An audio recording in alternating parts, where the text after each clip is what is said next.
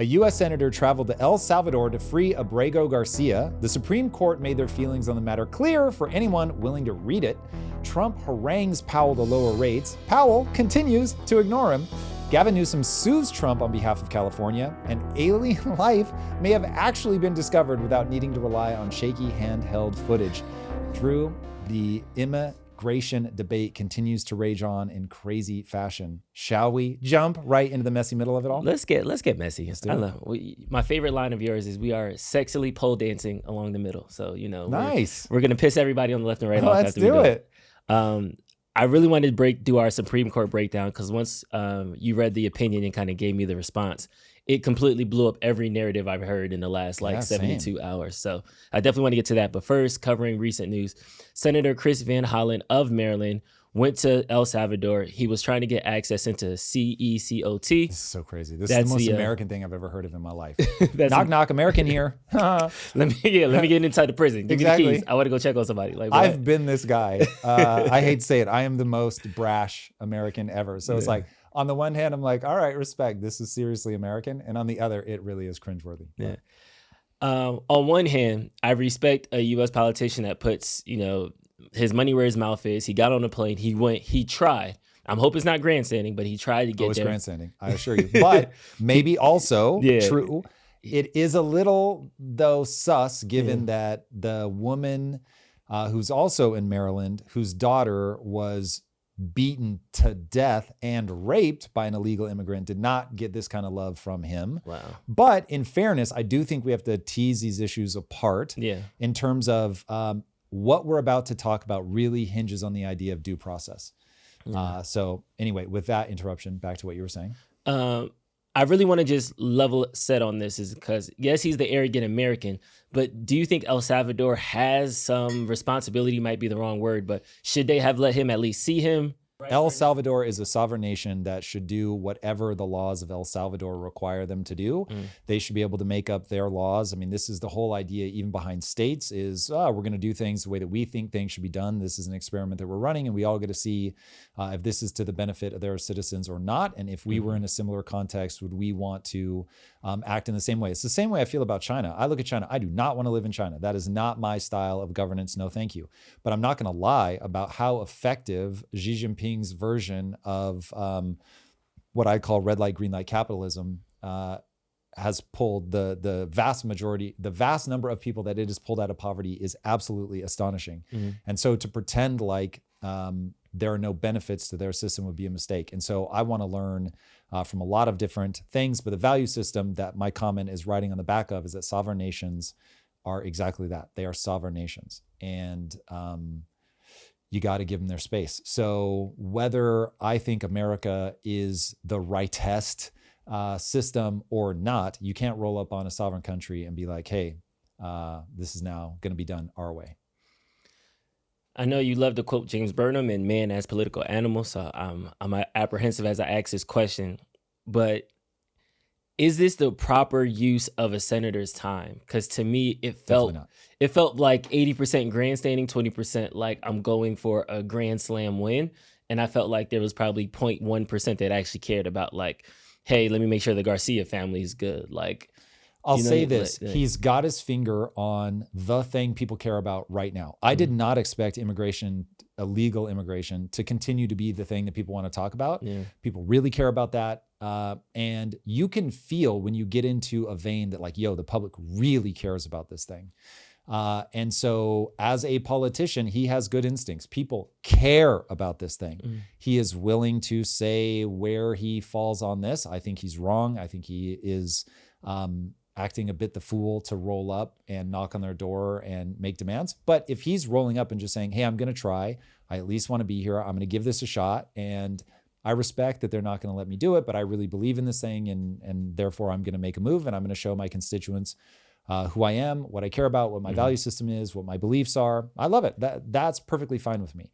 Do I think it's a good use of his time? No, I don't. I think that he should really be looking at what is the thing that's going to make life better for my constituents. And I don't think this is the play. But anybody that puts their finger on due process is like the thing that I'm going to rally around. I get it. I think it's a big debate. I think it's very important. We're going to go through what the Supreme Court actually said, because they are trying to keep this grounded on this is about due process. And you either are or are not adhering to the laws of the United States. You either are or are not giving people the due diligence. And there's an interesting collision here with J.D. Vance. So J.D. Vance, and I, when I first read it, I was like, man, I really get where he's coming from. And so my sort of knee-jerk reaction was that J.D. Vance saying that the Biden administration has overwhelmed our court system and we just cannot go forward like this. My impulse was, yes, that is correct. He is reading the situation in the right way. But my more thoughtful analysis of the structure of our government is that we have three competing branches that are meant to create tension between the three. That was put in place for a reason, extremely intelligently by the framers of the Constitution. I think we should want the tension between those. And as we will see in a minute, the Supreme Court is not being wishy-washy about this. And we are being spun to high heaven about what the Supreme Court actually said. And so I was I love doing the lives. And admittedly, in the lives, I sound very different than I sound in these, which we call our tight 60s. And the reason that I love doing the lives is it really gives me a chance to say out loud the emotions that I have, which forces me to concretize a feeling into a concrete string of logic. When I'm doing that, I can feel when I get to the edges of what I understand.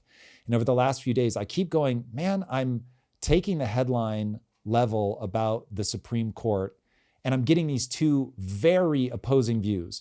9-0 victory for Trump, 9-0 defeat of Trump. They can't both be right. And so finally today, I was like, after today's live, where I could feel myself continually bumping up against there's something wrong here in my analysis. I need to go to the source material. And the source material is very revelatory. During the live today, we went everywhere from the 14th Amendment to the 5th Amendment. People were arguing about articles. So I think the opposite approach that we're taking now is like, okay, instead of arguing which part of the Constitution Trump violated, what did the Supreme Court actually say? Given that their job is to interpret the Constitution. Exactly. Yes. Yeah. So I think that's the perfect time to jump into it. The first thing I want people to understand is that the Supreme Court is publishing this stuff. So you don't have to guess at what the Supreme Court says. They are actually going to write it. And please, I would like to remind everybody, you live in the era of AI. So AI will help you understand this. So I am by no means a constitutional scholar. I am not super familiar with the intimate workings of the Supreme Court like most people. I've gotten to this stage in my life being like, oh, politics and Supreme Court's a thing that happens over there. And then I just operate within the framework. Now that I'm beginning to talk about this stuff and really piece together the chain of logic to figure out how all of this stuff actually works, which again, for anybody new to me, that is the thing I'm trying to model for people. I'm not trying to give you final answers. I'm giving you my sincere take. But in no way would I even want people to simply take what I say and go, well, then this must be the thing, because I have found Tom, and Tom is always right. I'm saying Tom is, like everybody, deeply flawed. I am well aware that the way that my mind works, I'm going to draw conclusions that are not useful. Now, my barometer is utility. So if I believe this, does this move me with high efficiency towards an honorable goal? I won't bog us down in all my definitions, but that's what I'm always trying to do. So now my chain of logic here is, okay, the Supreme Court publishes their decisions. Their job is to interpret what was an intentionally very high level constitution. When you read the Constitution, you realize there's not a lot of words. Like, this thing is brief, and it has given you this extraordinary country. But coupled with the Constitution was the Federalist Papers, which were written, by the way, to convince these states at the time, the 13 states, to come together and say, we do or do not want to be a federal system. And obviously in the end, they decided that they did, but to understand that it's like a non-official but highly informative document that explains to everybody what the Constitution, the way in which the Constitution should be interpreted. There's no document that has been quoted more times than the Federalist Papers in Supreme Court decisions as of 2000. It was like 291 times at an increasing rate. So I'll assume that we're well over 300 citations now at this point, but I don't know that. I only know the number as of 2000. Okay, so with all of that in mind, then you can drop these documents into AI. You can start asking it questions. The first thing I asked was, is this really the sum total? Because this is pretty brief. It's only 4 pages long. So I was like, is this really it? ChatGPT swears up and down that yes, that is indeed it. If you go to their website directly, that is all you're going to find. So I will assume that this really is the sum total, which you can find on the Supreme Court's website itself, which is where I read this. And I read it word for word multiple times. And at a high level, what it says is we agree with the undercourt in part, but not in full. And that given that the Supreme Court decided to pick this up, the timeline that the undercourt put on this has expired. And so Trump is no longer held accountable to their ruling. And the Supreme Court ruling is broken into 2 parts, which you will see. It's very clearly expressed in the document itself. There is the overall ruling that has the 9-0 stance. And that overall ruling is exactly what I just said. We agree with part of this, not with the other part. And this is going to need to be kicked back to the federal district court that made the official ruling, because they have a word in it which effectuate, and they were unclear as to what they mean by effectuate. And if you can highlight this part, because this is very important. It says, the intended scope of the term effectuate in the district court's order is, however, unclear and may exceed the district court's authority. Okay, this is the part that the Trump administration is saying, hey, 9-0 in our favor, because the district court should clarify its directive with due regard for the deference owed to the executive branch in the conduct of foreign affairs. Now, that's all it says. I want to be very clear about that. That's it. Now, the administration is like banging a drum. They're totally on our side, bro. They said that the federal district court has overstepped. No, I just read you verbatim what they said. That you may have overstepped, that you definitely owe them deference when it comes to foreign affairs. Now, after that, you're in the land of spin. And the Trump administration, in my opinion, is going way too hard, saying that these guys, that the Supreme Court has 9-0 said, you guys are correct and what you did is fine. Now, there is something called a statement of concurrence, or a concurring statement. So you get a dissenting opinion, but you can also have a concurring opinion.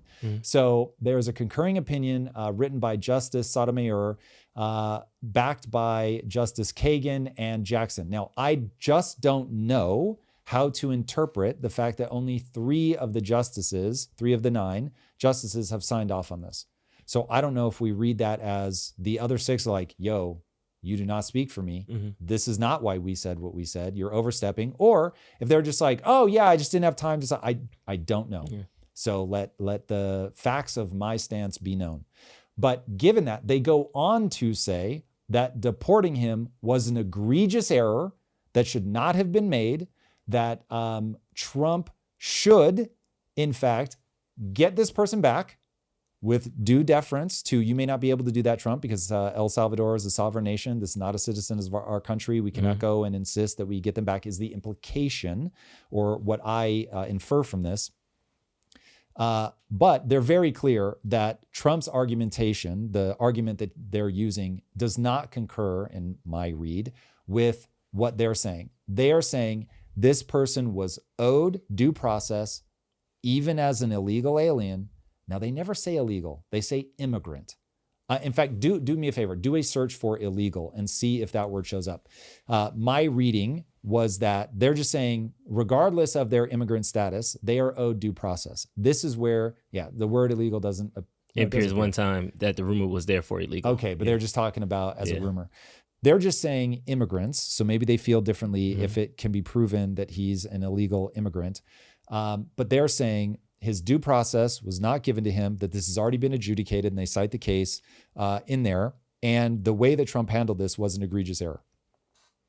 Okay, so armed with that, all of the, like, this is 9-0, they totally agree with us, this is a victory for us, that does not feel true. And so I think we're going to see this go through a process again where it's going to go down to the lower court. The lower court may just give up on that word and say, it never should have happened this way. We accept that our timeline ran out, but it shouldn't have been done this way. Moving forward, this is a clear violation of previous Supreme Court decisions. So moving forward, there's no universe in which illegal immigrants should be treated like this again in the future. And that word illegal is going to have to have adjudication somewhere, somehow. Mm-hmm. But to Vance's point that, hey, the system is overwhelmed and we're just going to have to do this stuff, that is going to have to go through the courts, because my read of this is the court is saying, hey, you made an egregious error. You cannot do this. And so even though my sort of emotional impulse as an American citizen who does believe that having let however many tens of millions of illegal immigrants into the country makes it functionally impossible for us to try all those cases, you have to adhere to the fucking Supreme Court. Yeah. Like, you can't just say, meh, we don't like it. So this needs to go through a process. I think you are at high risk of, what's the right way to frame this? Trump is pushing hard to find the edges of what he can get away with from a legal perspective. Do I think we're in a constitutional crisis? No. But I think that depending on how much Trump is going to push and ignore, it could become a constitutional crisis. And I absolutely, now that I've read this, I hate the way that they're framing this as like a 9-0 victory for us. It is, I would say, a 9-0 victory for the lower courts, the courts, full stop. The courts owe the executive branch deference on foreign policy. Okay. Now, you can't just lump everything into that, but you can't, as a senator, roll up, or even as the president, roll up in El Salvador and say, you're going to give me this person back. Just as a quick plant, I also don't want to pretend. I think Trump and Bukele are like, hey, bro, let's pinky swear up on this one. Don't send him back. And just say that this is a citizen of our country. We believe that he's a gang member and we're going to keep him. And I think that there's a ton of political will on Bukele's part to be like, I want Trump to feel like I'm on his side so that if I need something, I'm going to get something. That's just smart politically. So you now enter into the James Burnham territory of, this is political people going to politic. Yeah, and now he's a political prisoner, unfortunately. Yeah, now the question becomes, does he deserve to be? So is this guy MS-13? The Supreme Court, by my read, is saying it doesn't fucking matter. He is owed due process. He was not given that due process, and therefore this is a problem. So we're going to see this work its way back through the courts.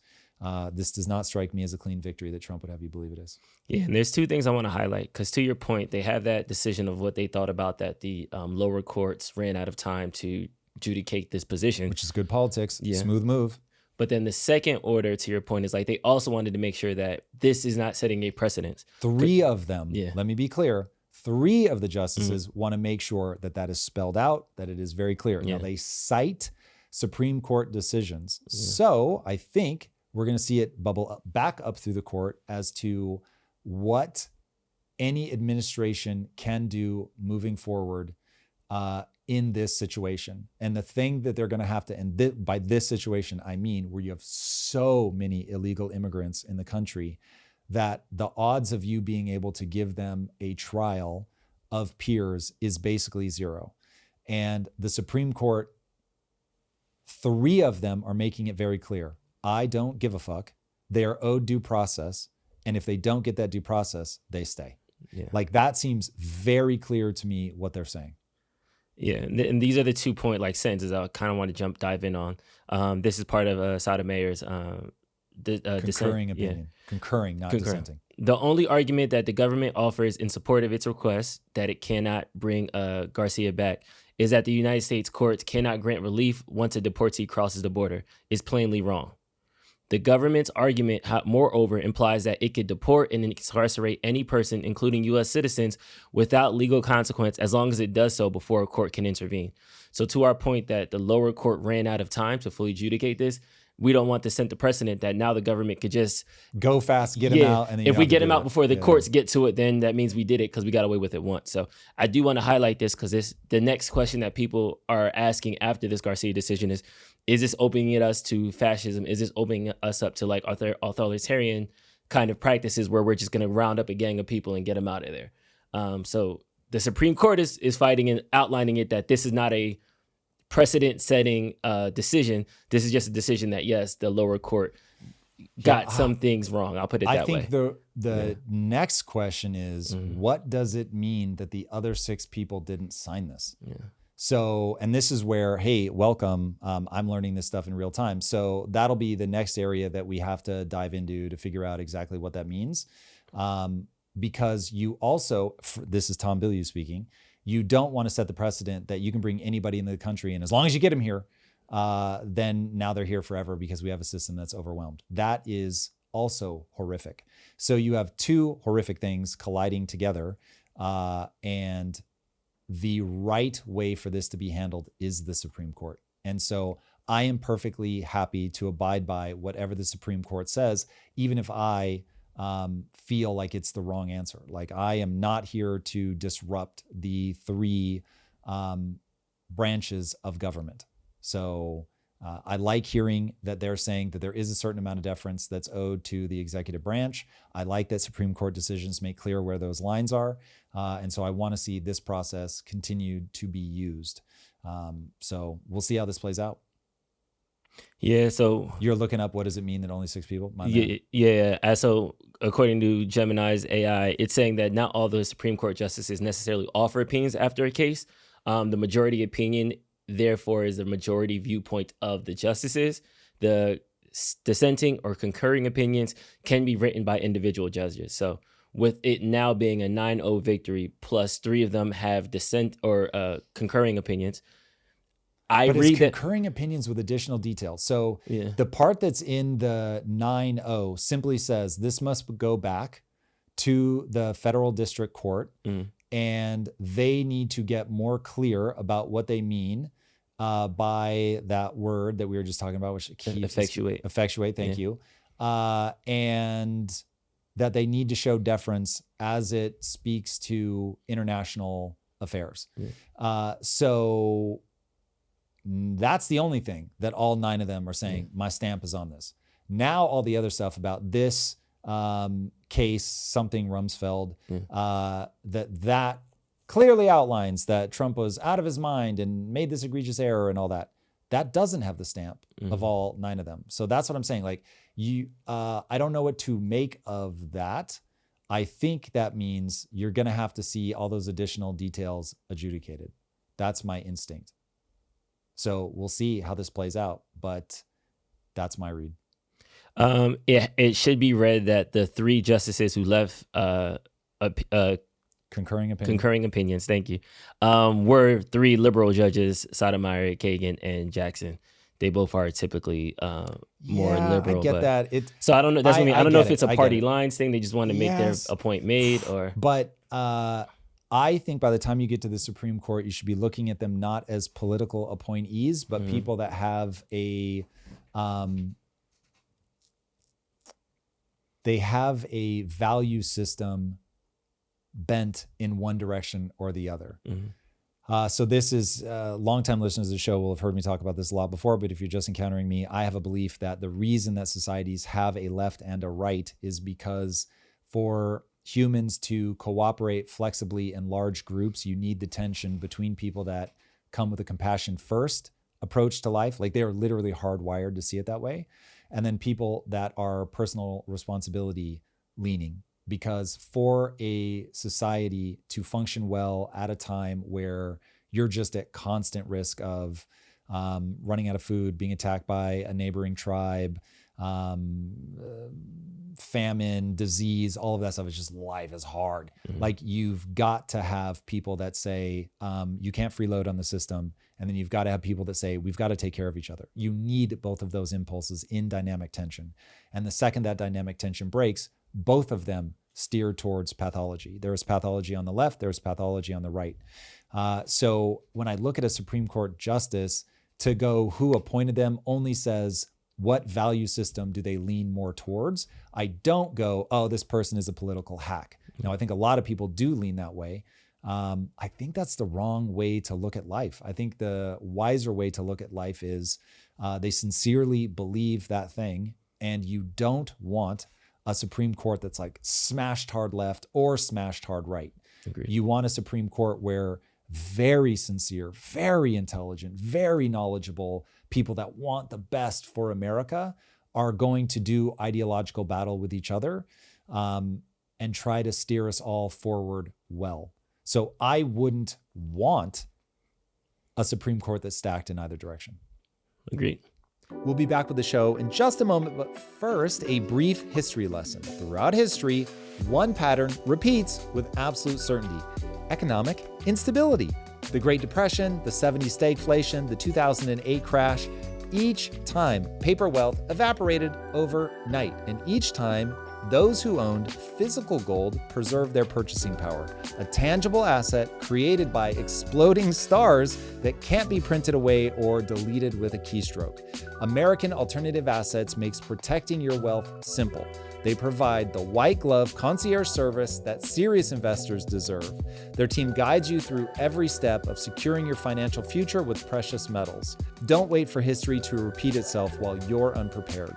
Call 1-888-615-8047 or visit tomgetsgold.com. Again, that's 1-888-615-8047 or go to tomgetsgold.com. This is a paid advertisement. And now let's get back to the show. In other law news, Gavin Newsom is suing the Trump administration over tariffs. He claims tariffs are unlawful and are wreaking chaos. He put up a video on his X account. Today, I announced a lawsuit on behalf of the state of California suing the Trump administration. California is the largest manufacturing state in our union, one of the largest trading partners around the globe. No state will be impacted more than the state of California as it relates to the unilateral authority that's being asserted by the Trump administration to impose the largest tax increase in modern American history. How do you think this will impact the trade war that we are in the middle of?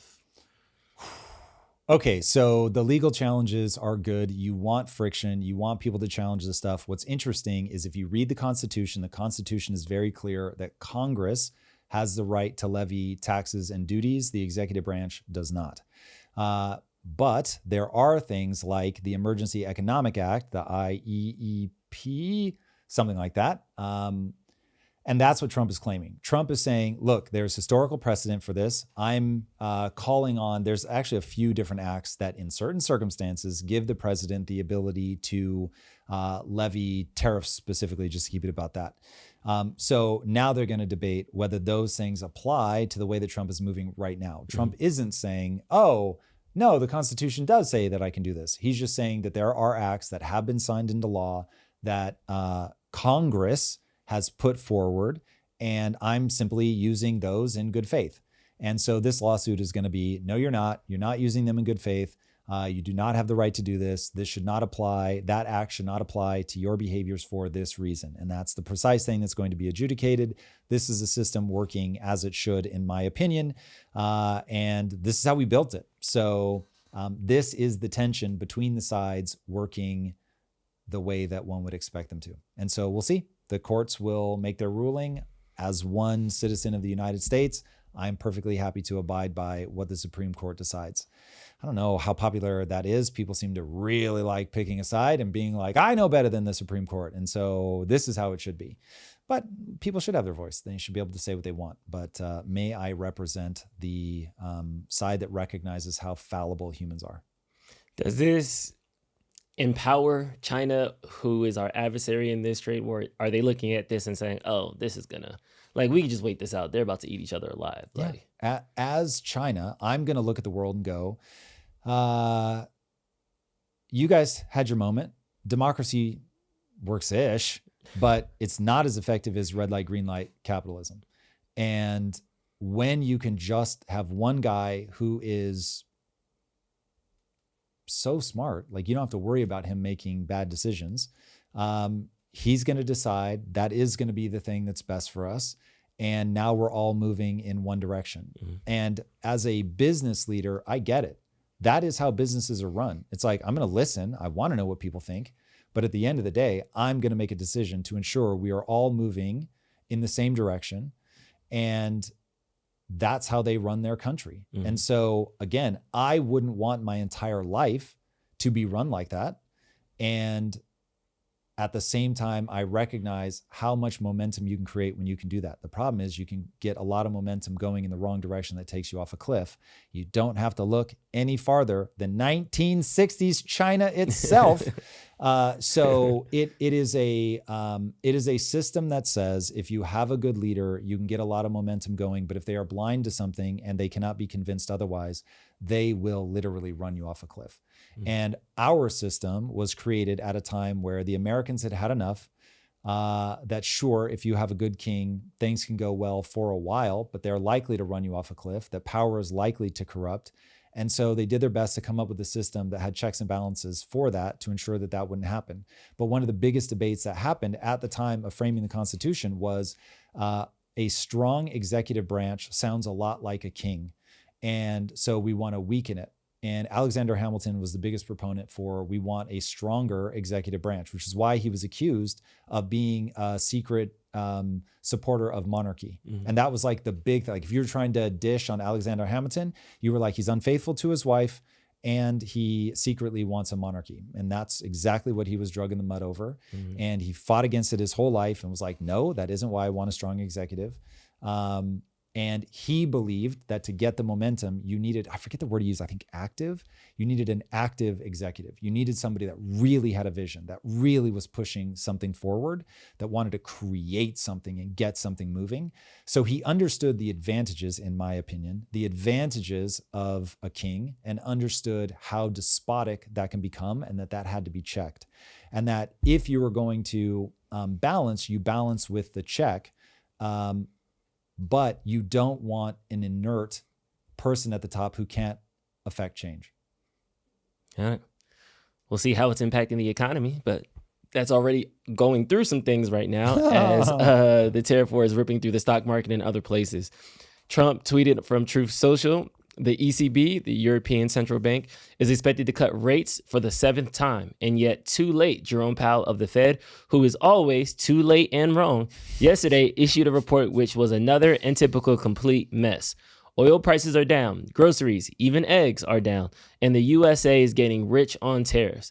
Too late should have lowered interest rates like the ECB long ago, but he should have certainly lowered them now. Powell's termination cannot come fast enough. He tweeted that on April 17th at 6:12 a.m. I just wish that Donald Trump would say what he really means and like stop with all this hedging and soft, mushy talk. Like for once, Donald, can't you just say what you mean? Please, Jesus, man. I don't know what to do. It is amusing the way he talks. It is certainly direct. So, okay, first, before I harangue him too much for the way that he interacts with the world, is he right about this? Sort of. I'll take the Supreme Court. He's right about some of it. He's wrong about others. He is pretending. Is it dissenting or what kind of opinion is Do you want me to agree with him first or disagree first? I'm going to do both. You said Supreme Court. Which side would you like? Well, the Supreme Court said the same thing. The district court was right about some things, wrong about. That's literally like the first sentence is yes to some, no to others. And that's my take on the way that Trump is pushing Powell right now. Okay, so if you look right now, the cost of essentials, some essentials are going down. Energy costs matter a lot. Grocery matters a lot. Housing matters a lot. And if you zoom in on those three things, and the debt, the national debt matters a lot. So Trump, I think, is pushing on the right things, but he is admittedly, I think I'm mind reading, admittedly. I have a feeling he is aware of all the things I'm about to say, but he knows that he can't say one of them out loud. And the one that he doesn't say out loud is the very thing that makes him seem unhinged to some. So here are the parts.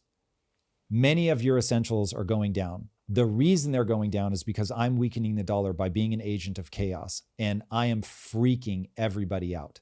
And because I'm freaking the markets out, I should be more clear. Because I'm freaking the markets out, the dollar is weakening. Because of that, interest rates are in a position where you could lower them because the dollar is becoming weakened. And given that the dollar is weakening, the cost of things is going down, that now you have an opportunity where he's asking you to read those signs as, see, inflation doesn't matter. Okay, just to put them in direct conflict, what Powell is saying is maybe they don't matter right now in like a month snapshot, but we don't know anything about where this goes long term. And Powell, in his speech, which we'll play in a minute, is saying very clearly, I expect long term the prices to go up because I think the tariffs are going to have that impact on the economy. Now, the reason I don't think Trump is oblivious to that. In fact, I think Trump believes that that is true. I think Trump knows that now there's a difference between some prices go up and inflation, but we have a global enough economy that a lot of prices are going to go up. We'll get into the nuance of that in a minute. But for now, I don't think Trump is blind to the threat of long-term prices going up across enough things that the average person will just be like inflation because the things I'm paying for are bad. What I think Trump is focusing on is I have intentionally driven down the costs of things like energy. I've weakened the dollar, and I'm doing those things for a very specific reason. We must, and I mean must from Trump, we must re-up our debt at a lower interest rate. So I've done all the things I need to do, but Powell won't do the thing he needs to do, which is at least give me temporary reprieve on the interest so I can refinance this debt that we have as a nation that is going to hit us in the face like a fucking sledgehammer. And this is why I voted for Trump. He was being very clear-eyed, in my opinion, about how devastating the debt was. It's one of the reasons, I should say. And he's actually got us, even if it's only for a minute, he's got us to the point where he could say convincingly that lower the rates. Can always raise them again. Lower the rates, motherfucker, so that I can refinance this debt so that we don't drown in our debt burden, which right now is at much higher rate. Now, if you think of Trump as a real estate guy, you will understand this is the game. You build on debt, you leverage yourself into building this incredible building. And then when rates go down, you refinance like as fast as you can. You don't care if the rates go down that low for a week, a year, 10 years, doesn't matter. They're low now. I'm going to take advantage of this. I'm going to lock it in for 10 years, whatever. And now I'm in a much better position. And on that, I'm with him. I'm like, that would be amazing. Lower the rates, even if only temporarily. Let us refinance the debt. And then we can, if we see that actual inflation does start going up, then we can go, okay, cool. We've got to raise rates again. And you should be able to cool the economy back off and stop inflation from going ham.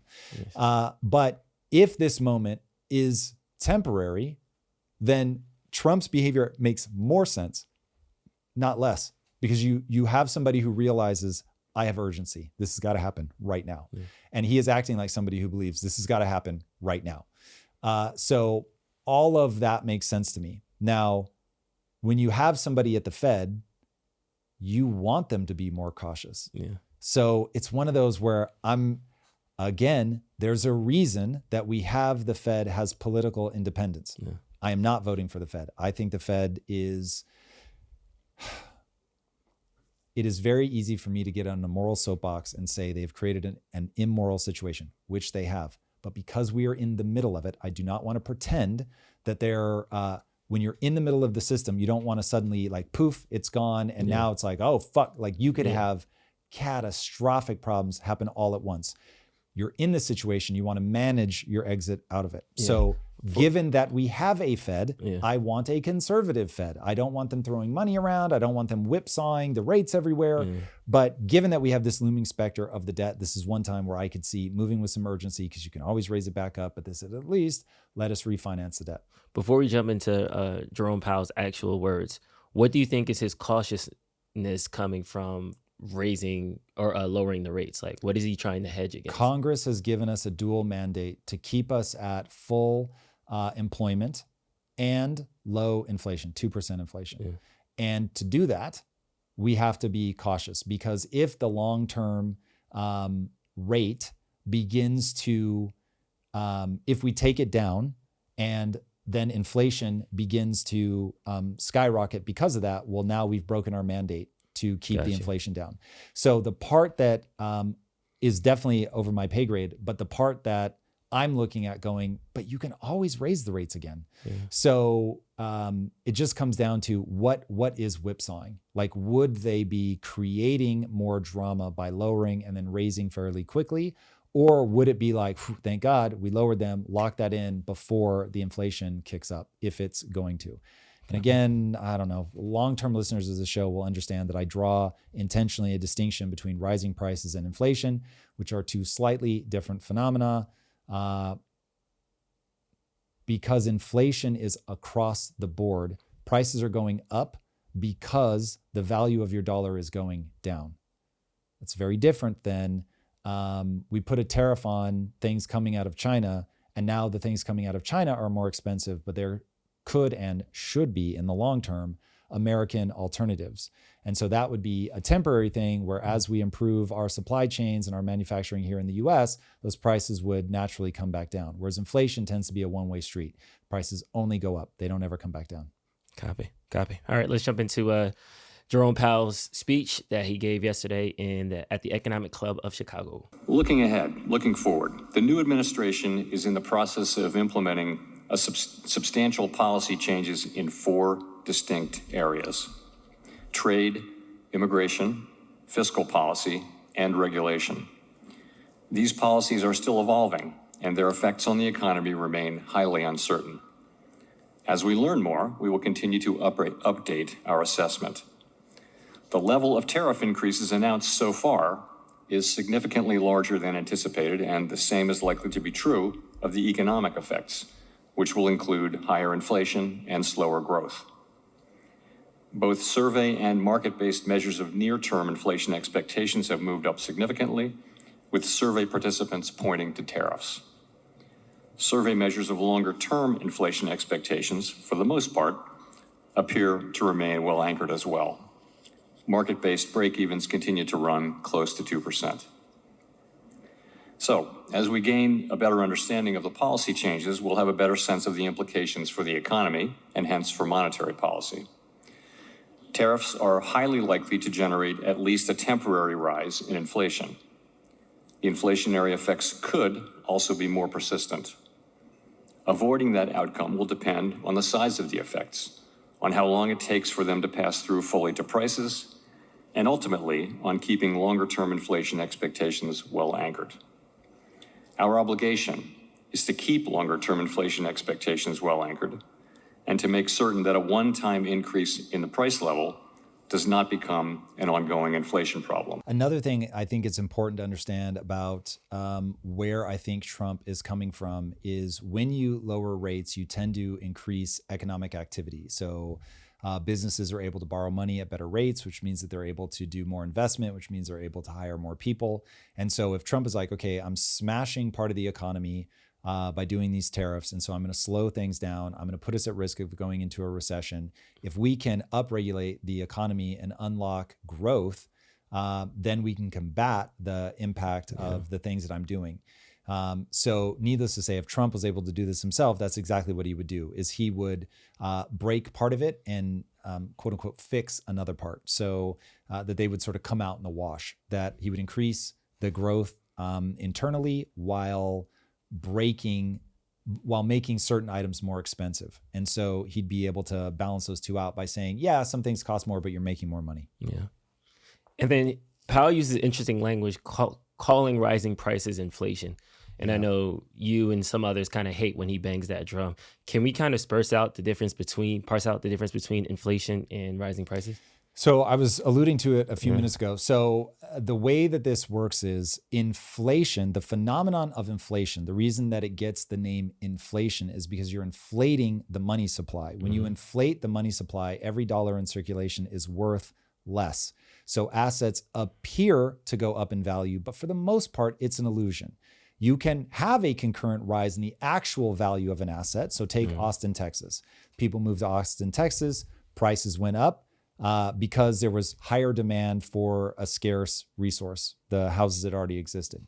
And so those legitimately did go up in value. For anybody paying close attention, you will note that the free market worked and the prices ended up coming back down. which didn't happen in California, but that's that fractal. So we'll hold off on that. But there are times where prices can legitimately go up because the value of that thing is increased because supply and demand has changed. There's more demand for a constant supply.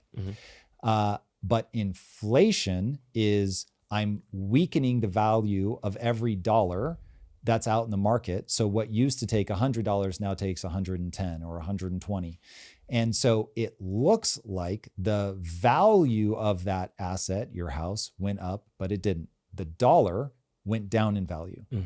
And that it's nuanced, man, and it's very hard for people to hold in their heads. So when prices go up versus the dollar weakening, when a price goes up, so his tariffs will, anything that was being shipped to us from China, if there is no alternative, the price of the things coming in from China will go up by some amount. Now, Besant is very careful to point out that in Trump term 1, he raised the tariffs by, I think, 10%, and the price only went up by 0.7%. So it is not a 1-for-1, that whatever you do on the tariffs, then the price that you have goes up by that exact amount for a couple of reasons. One, the tariffs are not paid on the final sales price of the good. So like, as people are pointing out, hey, that Birkin bag that you're paying $30,000 for, whatever absurd price it is, we're making that for $20. So the tariff is on the $20. So you can imagine if you've got that kind of insane margin, you don't have to pass that on to customers. You can just eat it. It literally doesn't matter. If something is like, hey, we don't have those kind of crazy margins, you as the company are going to eat some of it. You are going to force your supplier to eat some of it. And then you're going to ask the customer to eat some of it. This is why we talked about this several episodes ago, where I said part of the reason that tariffs become a popular form of tax is it is a tax that's shared across multiple people. It's not a tax that the end consumer pays by themselves. And so it's yet another way to get the tax revenue without putting all of the burden just on the end consumer. And so people are talking like, oh, the tariffs are 145%, therefore the goods that you buy are going to be 145% more expensive. That's not true. But businesses that have tight margins will go out of business. So you'll get like those small mom and pop like importers and stuff. They're just like, we just can't do it. We can't eat it all. We don't have enough power with our distributor to get them to eat any of it, because the distributor's gonna be like, sorry, it's your problem. And so we are gonna have to pass it all on to the consumer. And then the consumer goes, sorry, you're a luxury good and I just can't afford this anymore. And so poof, you cease to exist. So there are real things like that that are gonna be brutal, but it won't be a 1-for-1. But at 145%, it's brutal. Okay, so you've got these things that are going to get more expensive. So if you're getting it from China, it is going to be more expensive, almost certainly, by some amount. What percentage, I don't know, but some percentage. So that's very different, though, than everything that you have to buy having that problem. Energy costs people should care about and do care about. I don't think anything matters as much to people as the cost of energy. First of all, it impacts everything. So if he keeps energy costs low, he's driven them low right now, but if he keeps energy costs low, that'll be a huge win. Huge win. I can't overstate that one enough. Essentials. So keeping the cost of food low, which keeping energy costs low will impact the cost of food because it all has to be transported. So even if it's made here in the US, if energy costs are high, then food costs, even if your supply chain is entirely US to US, it's still going to be a problem. Energy costs low, if the good is made in the US, and if the vast majority of its supply chain is made in the US, you're in a great position. So if he can be selective with tariffs, which is not in his personality, certainly not with China, he's just break everything. So I'm not blind to that. But what you want to see is when the dust settles, that this is done far more specifically so that essentials are not impacted at all or very little. Energy costs are going down, housing prices coming down, which again, if you can lower rates, that's going to wildly impact housing prices. Another reason why he's beating that drum with Powell to get him to lower the rates so that the basket of goods that people really care about go down. And this is why I get so annoyed when governments change what they have in the CPI basket. Because when you start taking out energy and housing, which they do, because they're like, well, those prices swing. Yeah, but they're also the things people care the most about. What the fuck?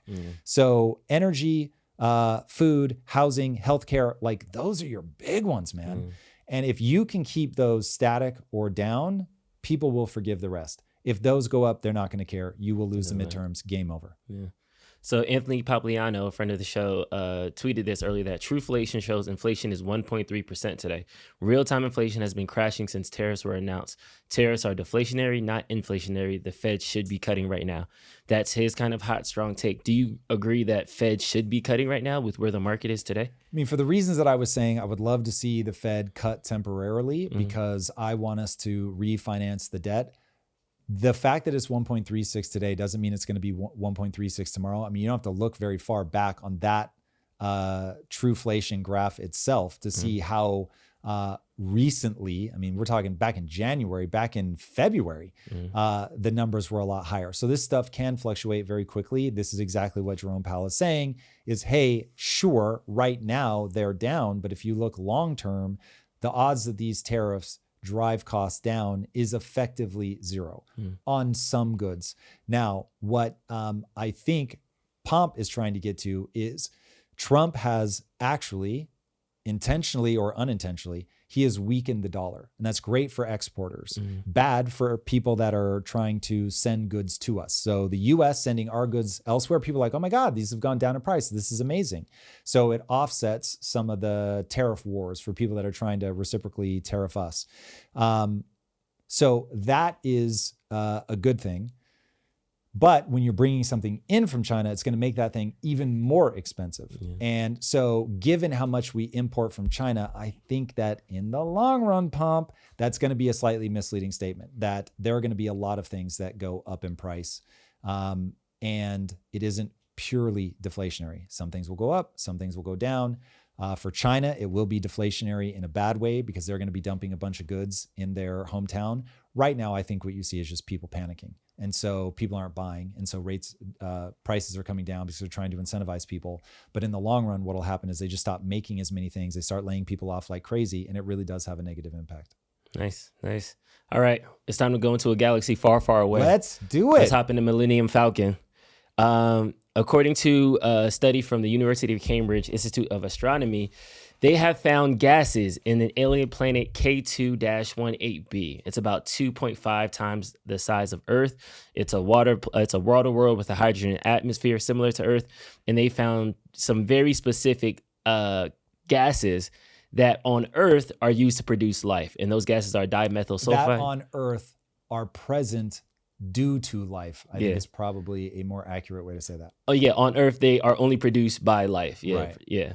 So it's dimethyl sulfide and dimethyl disulfide, and this is 124 light years away. This planet, is this a telltale sign that there are aliens in the universe? Promise you that this is going to end up being debated. Okay. But I mean, the article right there says this is a revolutionary moment. So some scientists are going to be like, oh my God, what else could it be? But all too often things like this end up being a huge nothing burger. And it makes me very sad. I want to believe more than my man on X-Files, but I don't know. I don't know is the only honest answer. It's very exciting. I'll be paying attention to see what happens. But we've had stuff like this before where it's like, oh my God, this is like a sign of life. And then you look closer and it's like, nope, psych, just kidding. So we'll see how this plays out. But there are a few things that are more intriguing to me than life on other planets. Like, I am a total sci-fi psychopath. Like, I just am enthralled by this stuff. So fingers crossed, I hope it's real. That would be amazing. But it's too early. All right. 3 lightning round questions. Let's do it. All right. Do you believe in the entirety of the universe there is other living like life? Guaranteed. Like advanced Yes. societies, they cars, Yes, they work, for all sure. that stuff. Got it. Are they active right now? That I don't know. So Interesting. I have always loved about Star Wars. Shout out to my man, Lucas. In a galaxy a long time ago, in a galaxy far, far away, a long time ago. This was meant to be something that happened, oh, God knows how many eons ago. Yeah. And that civilization may not even exist anymore. That's the other thing about just how old the universe is. Yeah. And that's the visible universe. It could just go on and on and on and on and on forever. And we're just talking about the part that we can see. Like, we could just be some ejection out of a black hole somewhere else. And that's what we call the Big Bang. And it's just like some small part of the universe somewhere. And to us, it's everything. But really, it's just the part that we can see. Yeah. Do you think that any human has ever made contact with a extraterrestrial? Definitely not. 0%.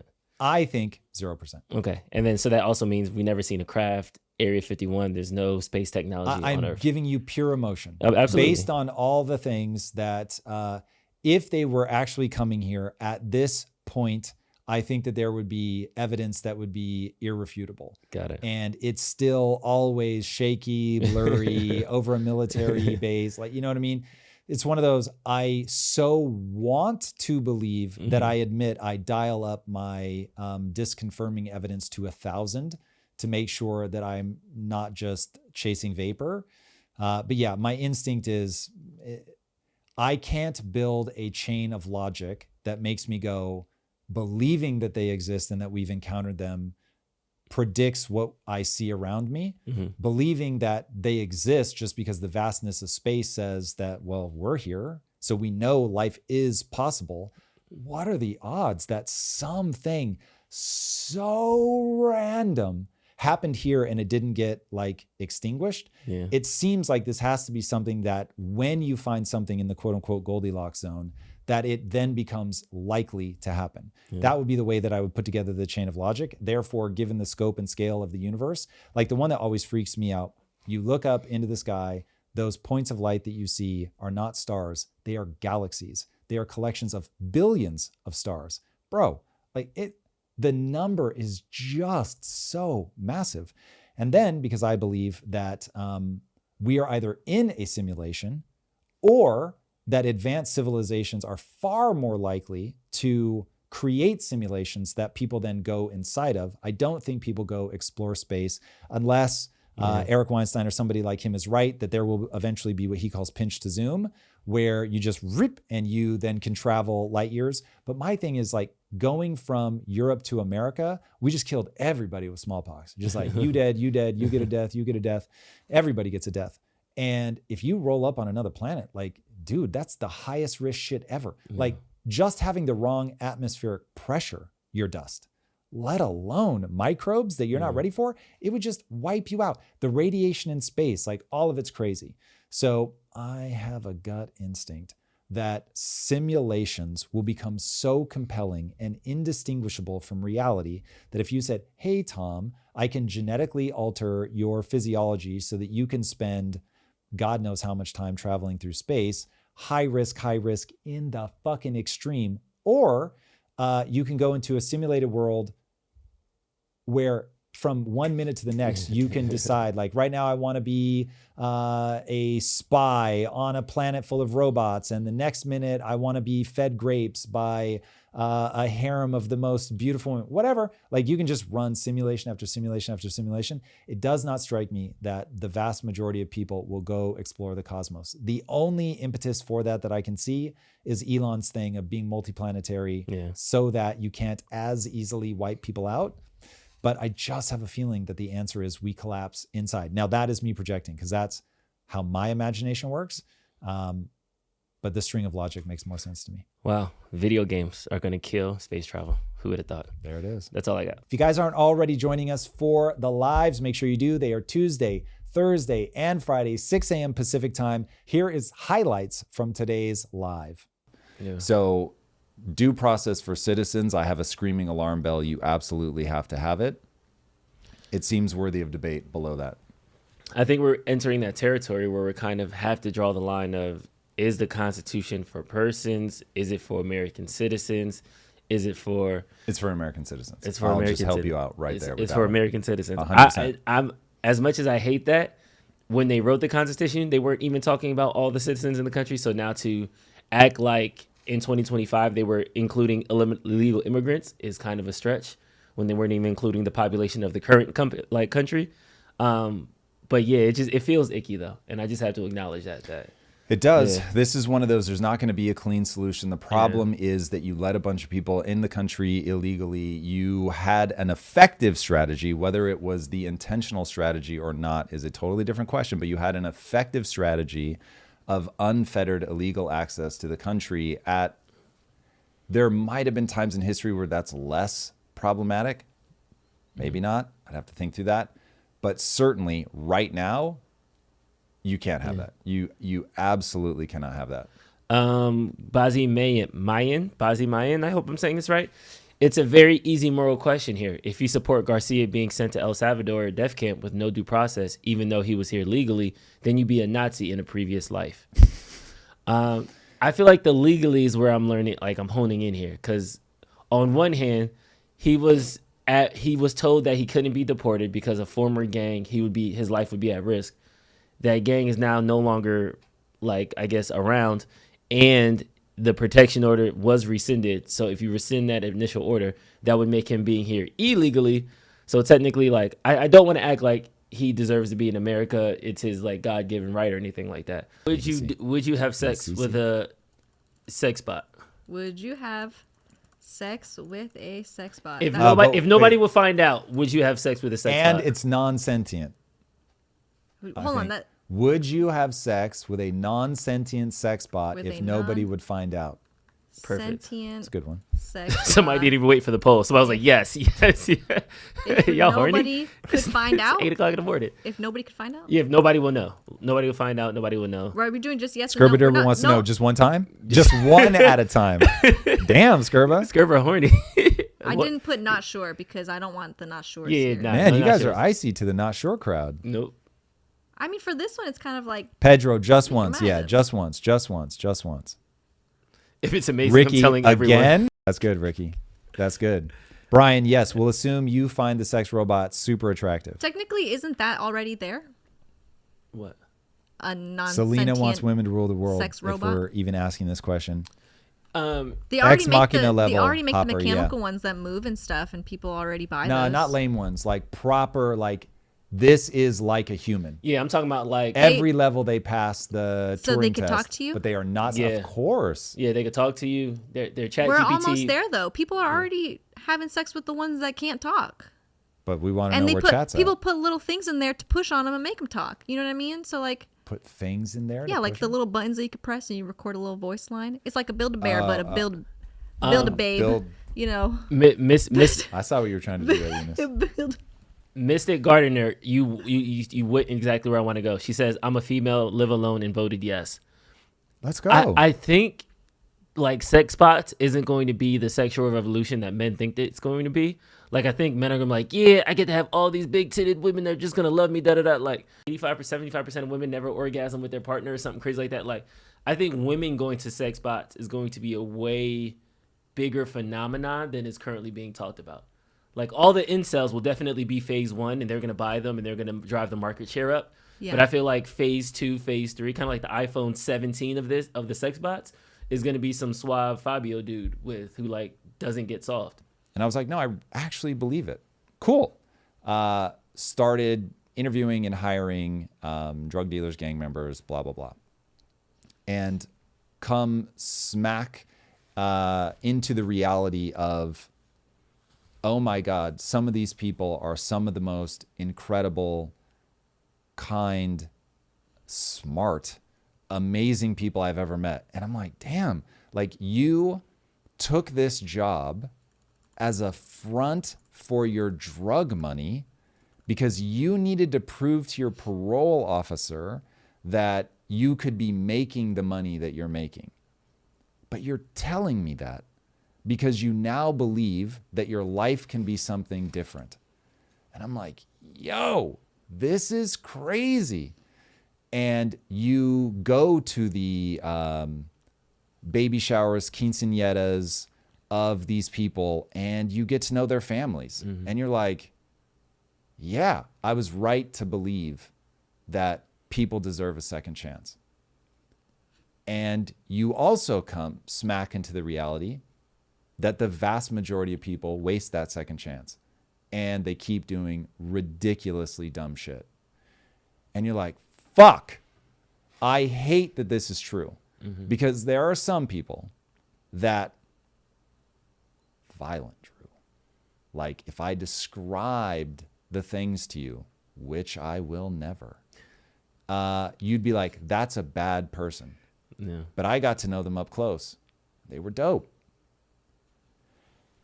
So I have the chills because this is the hard reality. Some people really can make that U-turn, and you want to do anything and everything you can to help those people.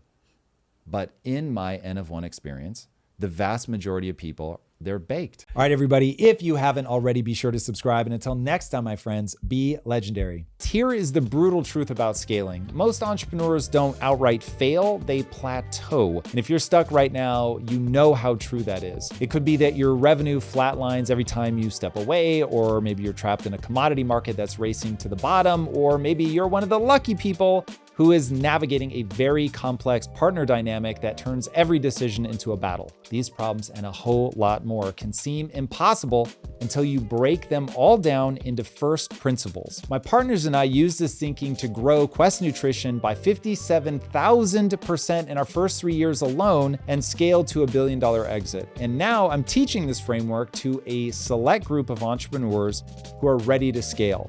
Now, I want to be clear, this is not for everybody because I'm looking to work with serious entrepreneurs that already have an established business and a proven track record of execution. If that's you and you want to learn how to break through your biggest business bottlenecks using first principles thinking, be sure to apply now. Just go to impacttheory.com/scale or click the link in the show notes. Again, that's impacttheory.com/scale. If you like this conversation, check out this episode to learn more.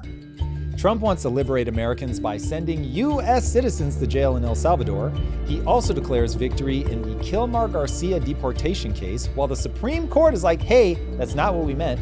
Ray Dalio is worried about something worse than a recession.